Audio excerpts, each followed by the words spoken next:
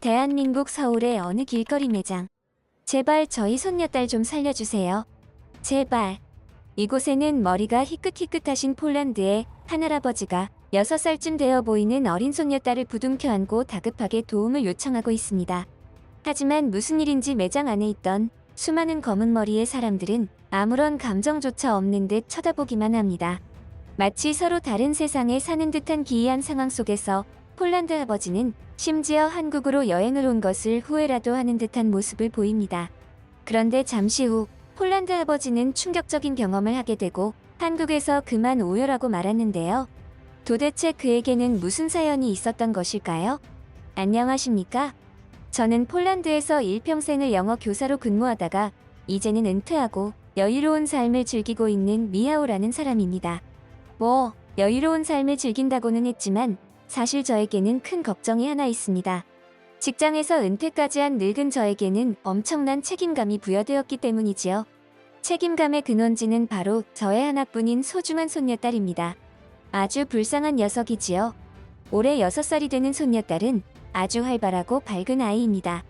하지만 녀석이 4살이 되던 해에 그녀의 부모, 그러니까 저한테는 아들 녀석과 며느리가 되겠지요. 그들이 모두 사고를 당하는 바람에 한날 한시에 세상을 떠나버리고 말았습니다. 손녀를 할아비인 나에게 맡기고 여행을 가던 중 불의의 사고를 당했던 것입니다. 사고 당시 저의 아내도 그 차량에 탑승하고 있었던지라 졸지에 저 또한 말년에 고독한 신세가 되어버리고 말았습니다. 그래서 그때부터는 제가 손녀딸을 데리고 둘이 함께 살아가고 있지요. 처음에는 정말이지 너무나 힘들어서 스스로 모든 것을 포기해버리고 싶은 순간도 있었습니다. 하지만 그때마다 이 조그마한 손녀를 보며 그런 허튼 생각은 하지 않게 되더군요. 그때부터 다짐했습니다. 최대한 손녀딸이 성인이 될 때까지는 건강하게 잘 버텨보겠노라고. 그리고 손녀딸의 뒷바라지를 제대로 해주겠노라고 말입니다. 만약 저에게 그러한 일들이 일어나지 그랬더라면 아마도 그 소박한 꿈을 그대로 간직한 채로 하루하루 책임감을 가지고 열심히 살아갔을 것입니다. 은퇴하고 손녀와 함께 행복한 일상을 즐기던 저는 어느 날부터인가 기침이 잦아졌습니다. 감기에 한 번 심하게 걸린 적이 있었는데 그 때문인가 싶었지만 벌써 몇 달이 지났는데도 지금까지 기침이 끊이지 않고 있으니 서서히 불안해지기 시작하더군요. 평소 같으면 그냥 기침약을 사 먹고 말았겠지만 저 조그만 손녀딸이 작은 손가락으로 태블릿을 만지작거리며 한국의 아이돌 영상이나 노래를 시청하는 모습을 보니 건강에 대한 작은 방심도 해서는 안 된다는 생각에 결국 병원을 찾았습니다. 그리고 저는 그곳에서 모골이 송연해질 정도의 경험을 했지요. 미하오 씨, 폐 검사와 생체 검사, 그리고 영상 검사를 통해 판단하건대 폐암으로 판단됩니다. 3기에서 4기로 넘어가는 중증의 전이성 상태로 보여지는데 수술과 항암 치료를 병행하는 방법을 시도해 볼 수는 있겠지만 결과를 장담할 수는 없겠습니다. 의사에게 청천벽력과도 같은 말을 들은 저는 순간적으로 바보가 된 기분이었습니다. 그저 내가 죽는 건가 하는 생각과 내가 죽으면 저 어린 손녀딸은 어떻게 하지 하는 생각뿐이었지요. 솔직히 저는 최악의 경우 폐렴은 아니겠지 하는 생각으로 방문했던 것인데 느닷없이 폐암이라니. 그것도 이미 진행될 대로 진행되어 수술받아도 확률이 낮은 상황. 저는 선택을 해야 하는 상황이었습니다. 어린 손녀를 두고 어쩌면 마지막이 될지도 모를 수술대에 오를 것인가.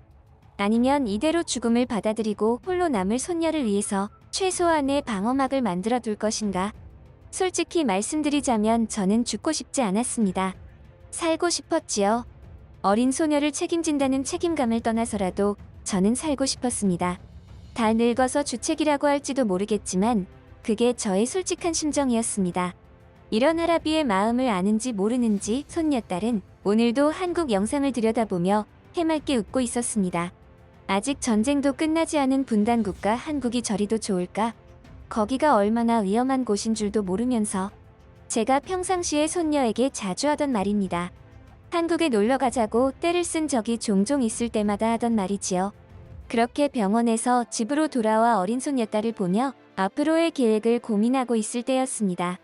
태블릿을 가지고 놀던 손녀딸은 저에게 말했습니다. 할아버지, 우리 한국 여행 가요? 한국에 맛있는 거도 엄청 많대요. 네? 앞으로 말 잘 들을게요. 할아비의 마음도 모른 채 해맑게 웃으며 한국에 여행 가자는 손녀딸을 보자니 어쩌면 저의 고민이 부질없는 것이었구나 하는 생각이 들었습니다. 평소 같았으면 분단국가니 위험하니 하면서 각종 핑계를 대며 안 된다고 딱 잘라서 말했을 저였지만 이번에는 달랐습니다. 그 길로 저는 한국행 비행기 티켓을 예매했고 손녀딸과의 한국 여행을 준비했습니다. 손녀와 저는 아주 해맑고 밝은 모습으로 행복한 웃음을 띠면서 여행을 기다렸습니다. 어쩌면 저에게 있어서는 마지막이 될지도 모를 여행을 말입니다. 한국에 도착한 저는 솔직히 눈이 번쩍 뜨이는 느낌이 들 정도로 놀랐습니다. 평생을 폴란드에서만 살았고 일 때문에 미국을 몇 번 방문했던 적은 있었지만 한국은 처음이었는데 언론에서 비추어지는 한국의 모습들만 생각하던 저는 제가 제대로 찾아온 것인가 하는 의심이 들 정도였습니다.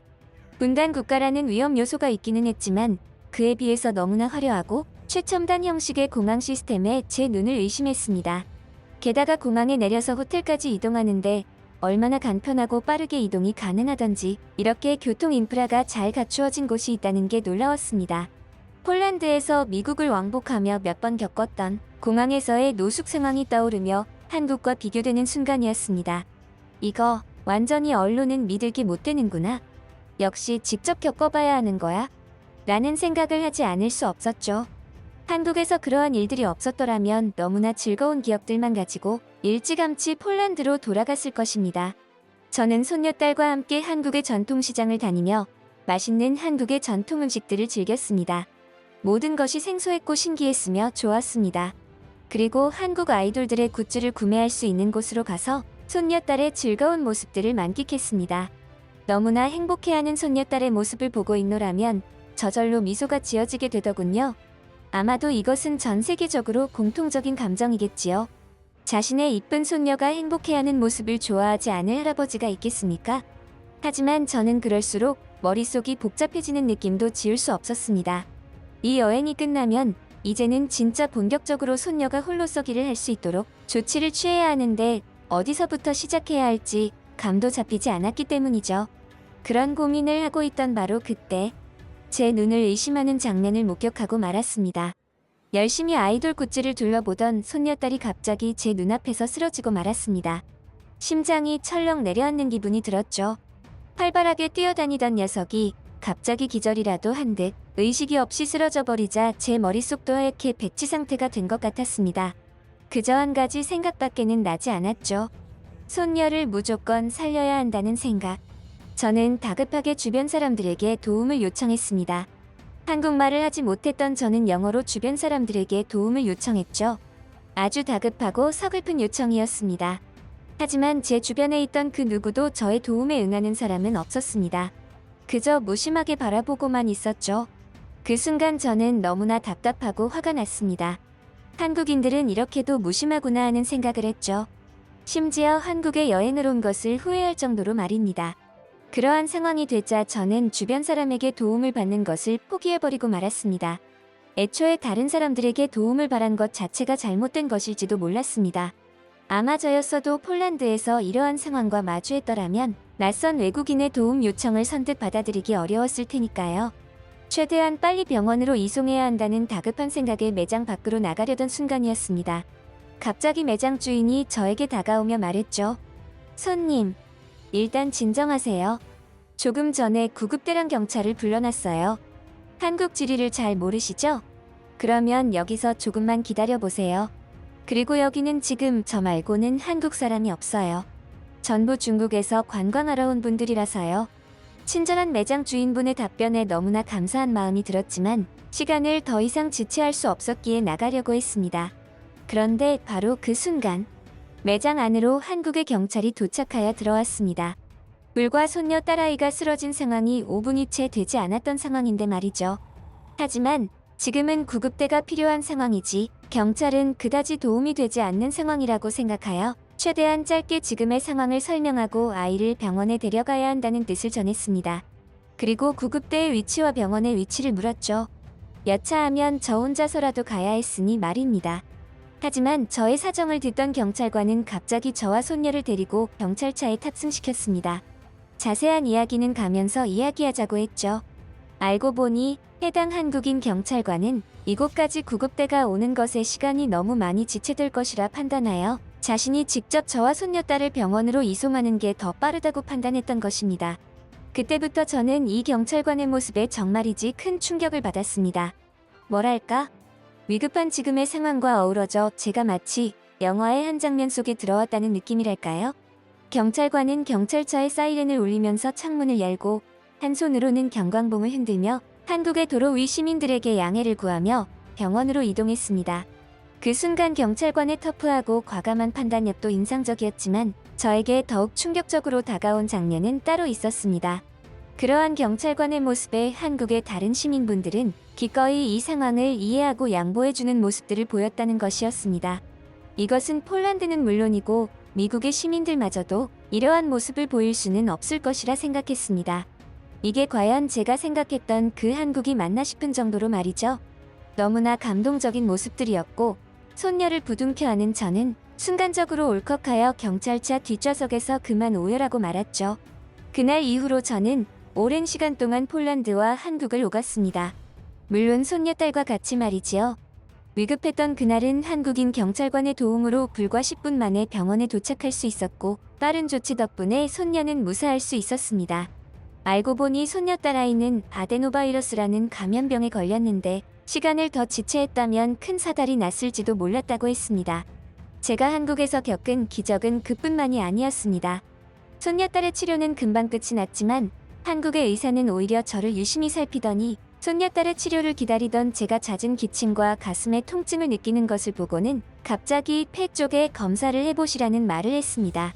그 소리를 듣고 처음에는 한국에 이런 명의들이 있구나 하는 생각에 깜짝 놀랐습니다.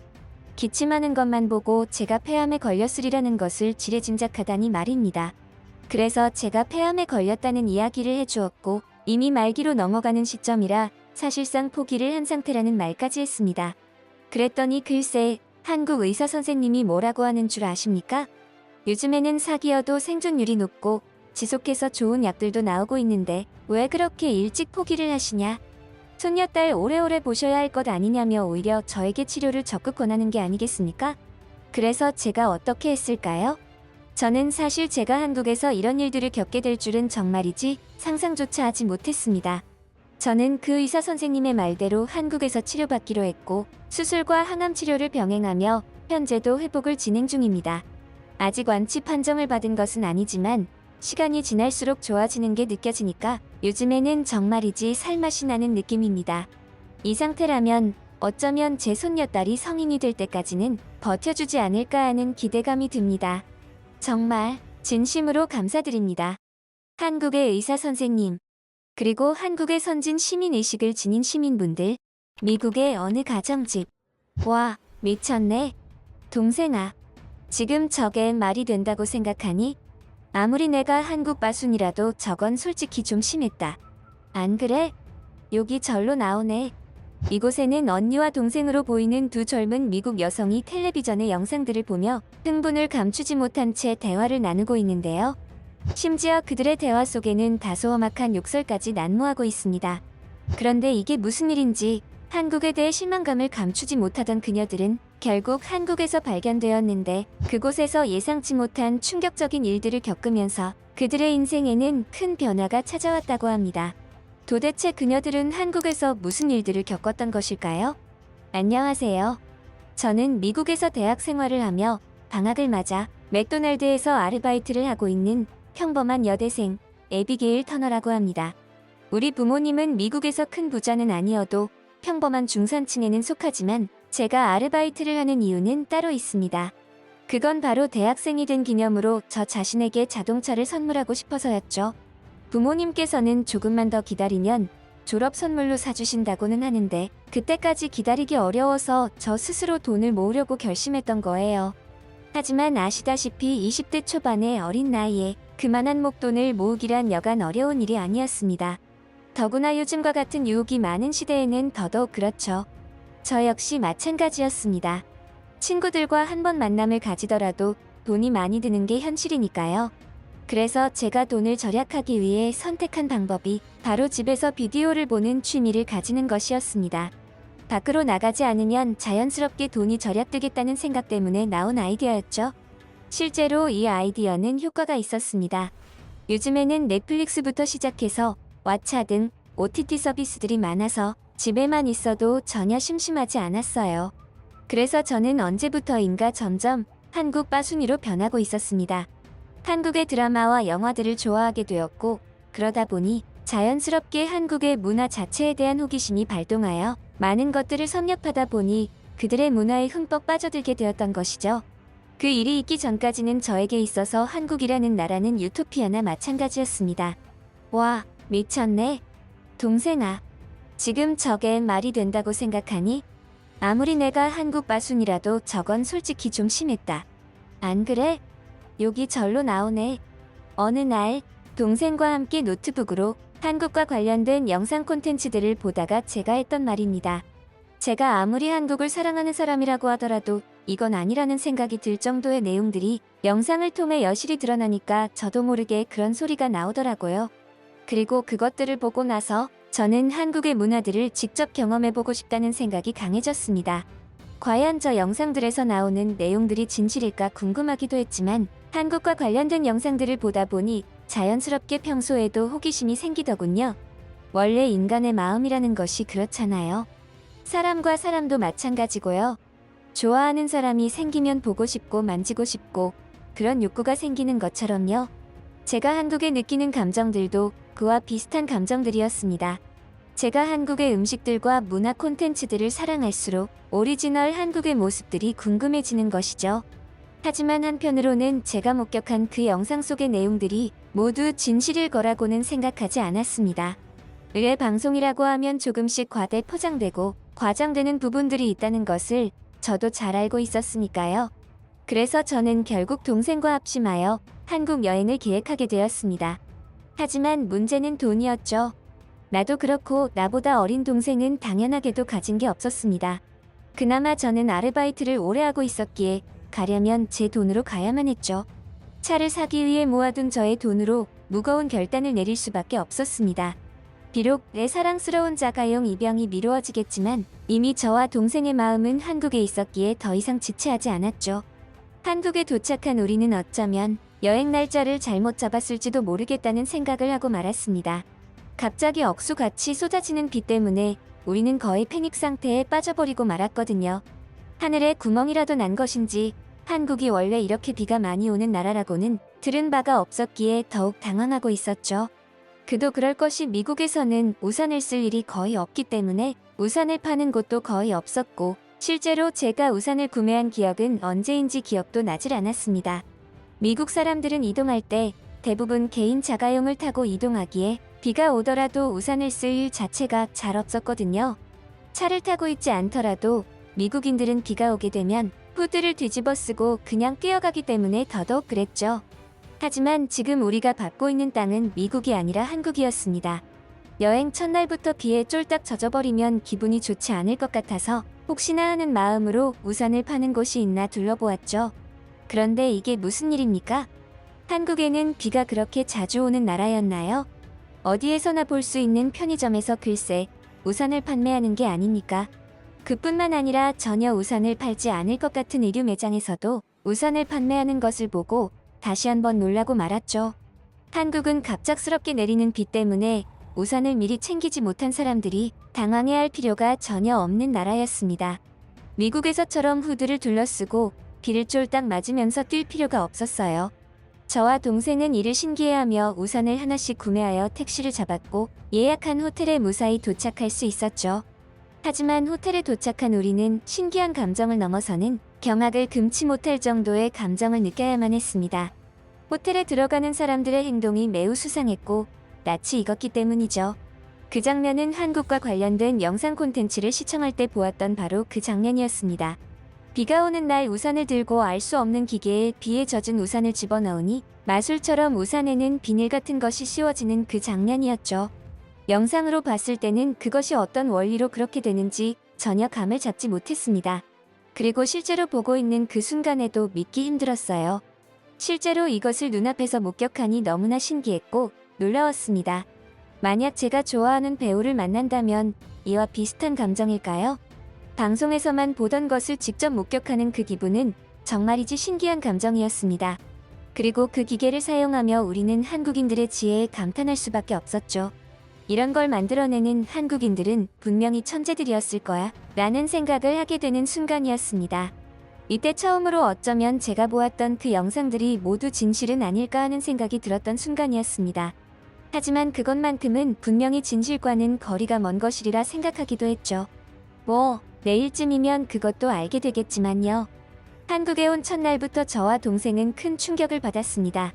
공항에 들어섰을 때부터 시작해서 호텔에 도착하는 그 과정까지가 모두 새로운 경험이었고 미국에서는 할 수 없는 진귀하고 값진 경험들이었죠. 그런데 호텔에서 우리는 다시 한번 진실을 확인하기 위해 무언가를 시도했습니다. 호텔에 짐을 다 풀어놓고 출출해진 우리는 자연스럽게 서로를 쳐다보며 고개를 끄덕였고 이내 동생이 핸드폰을 만지작거리면서 저에게 개슴츠레한 눈빛으로 신호를 보내었죠. 저는 그 신호를 전달받아 핸드폰으로 타이머를 켰습니다. 그리고 불과 40분 뒤 우리는 서로 놀란 토끼 눈을 뜨며 귀를 의심해야 했습니다. 호텔벨 소리가 울렸거든요.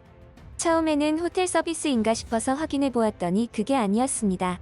문 밖에는 우리가 주문한 배달 음식을 들고 있는 배달 기사분이 서 있었죠. 아마도 한국에 거주하는 분들은 우리의 이런 행동에 의문을 표할지도 모르겠습니다. 그까짓 게 뭐 그리 놀랄 일이냐고 되묻는 사람들도 있을 것이고요. 하지만 미국에서만 살아온 우리는 놀라지 않을 수가 없었습니다. 미국에서도 배달 문화가 자리 잡고 있었고 저 또한 배달 음식을 종종 시켜 먹는 편인데 미국의 배달 기사들은 대부분 자전거를 타고 배달을 하는 경우가 많고 비닐봉지나 피자 박스 그대로 들고 다니기 때문에 비가 오는 날에는 비에 흠뻑 젖은 상태로 음식을 받아보는 경우가 허다했습니다. 그런데 지금 받은 음식은 비가 오는 날임에도 배달 기사님의 비옷이 흠뻑 젖어 있음에도 불구하고 음식이 담긴 봉지 그 어디에도 물기는 없었죠. 미국에서는 배달을 시키면 진짜 한 세월을 기다려야 겨우 받을 수 있었는데 그러다 보니 음식들이 전부 식어서 오는 경우가 많았습니다. 심지어 만두에서 나온 육즙의 기름이 굳은 상태로 배달을 받은 적도 한두 번이 아니었죠. 하지만 한국은 달랐습니다. 조금 전에 도착한 음식을 개봉하여 동생과 먹어보는데 이게 과연 배달 음식이 맞는 건가 하는 의구심마저 들었죠. 마치 매장에 직접 방문하여 먹는 것과 큰 차이가 나지 않을 정도로 음식은 따뜻하게 잘 보온되어 있었고 아주 맛있었습니다. 우리가 먹은 음식은 갈비탕이라는 한국의 음식이었는데 비가 오면서 으슬으슬했던 몸이 뜨끈하게 달아오르는 것이 아주 맛있게 잘 먹었죠. 그리고 그 음식을 다 먹어갈 때쯤 제가 본 그 모든 것들이 설마 진실이었던 것일까 하는 생각에 다소 멍해지는 느낌마저 들었습니다. 참으로 이상한 기분이었어요. 사실 그때부터는 한국에 관한 그 모든 내용들을 의심하는 마음이 사라진 상태였습니다.